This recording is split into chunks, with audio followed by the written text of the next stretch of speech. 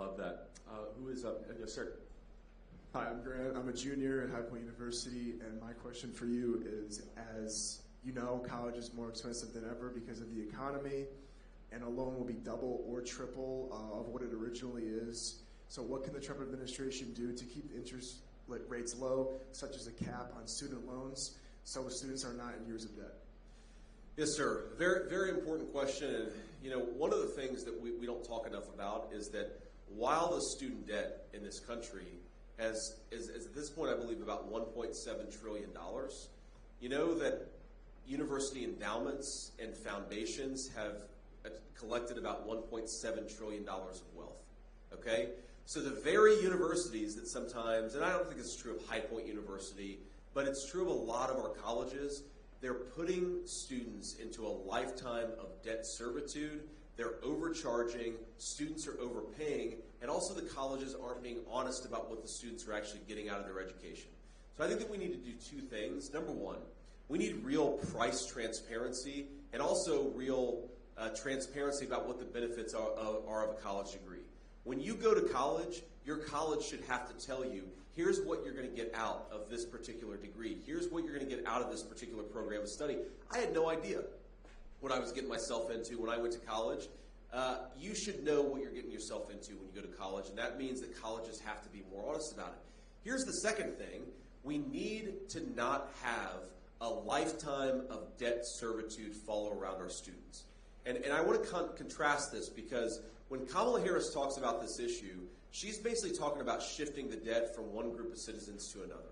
Having plumbers and electricians pay for the debt of college students, I think that's irrational and it's unfair because it's not the plumbers and the electricians who are at fault for this college debt crisis. It's very often the university administrators themselves who are not being honest with you guys about what you're getting out of college experience. So here's one thing we should do.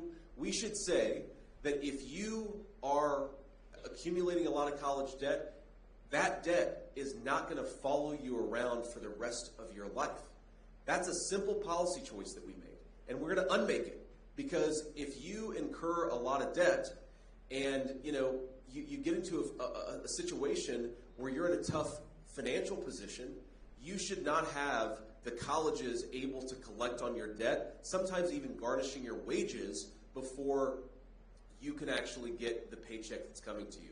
We've created a generation of debt servants. That's got to change. And frankly, it means the colleges have to take accountability, not our fellow citizens. The colleges have got to take accountability for this college debt crisis they've created. So in closing, we have to wrap it up. To kind of make the final argument here to younger voters across the country and here in North Carolina, as I mentioned, there is this unrecognized breakdown in the social contract. We do politics for many reasons, but basically we do it to make sure that your kids have a better life. That's right. That's why we do what we do. And there has been generational theft that has occurred to this generation. And JD, you're kind of in the middle here. I hope you guys understand, this is the youngest vice presidential candidate, I think, in what? Like 150 years? The first millennial on a major party ticket. First millennial, and I'm a millennial here, so we share a generation in that way. And so JD has an ability to really see into what you guys are experiencing and understanding a lot of these problems. You guys have never lived, no one's ever lived through this before, and your parents say, oh, it was hard when we were younger. They had a much different set of circumstances than you guys did. The likelihood of you renting and not owning is much more likely to rent and not own if things continue. So kind of summarize this all together, JD, for a generation where the social contract has been broken and we must renew it. So my simple argument to all of you and to all of your generation is that you should be pissed off. And why should you be pissed off? You should be pissed off because you're the first generation in the history of the United States of America that is unlikely to be able to own a home, that is unlikely to be able to earn a wage on which you can raise a family, that is more likely to be indebted than you are to accumulate wealth. And the reason you should be pissed off is because it's come from a failed generation of American leadership. The people who are older than me and older than you, they have failed you. They have created an economy where you're more likely to incur debt than you are to incur wealth. They've created a college debt crisis that follows you around for your entire life. They've created an economy where you can't earn wages that support a family. They've created a housing market where it's nearly impossible for most Americans of your age to be able to buy a home. This was a policy choice.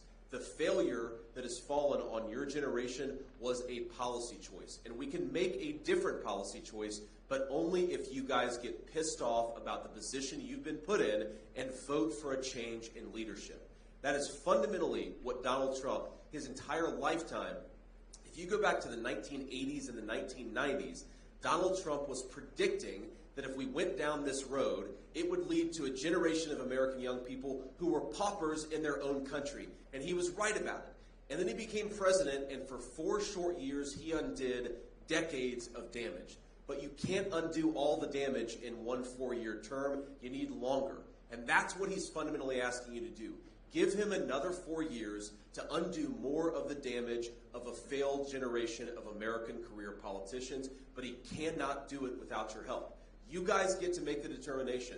Are you angry, and are you voting for more of the same broken promises, more of the same sloganeering politicians, more of the same failed bureaucrats, or are you voting for the real change of Donald J. Trump's leadership? I'd encourage you, vote for President Trump, vote for me, vote for a new direction of this country. You guys, of all people in the United States of America, you cannot reward the people who want to make you paupers in your own country. I want you to be an owner of the United States of America because our country is going to be stronger if that's true. God bless you. Thank you for having me. Thank you guys so much.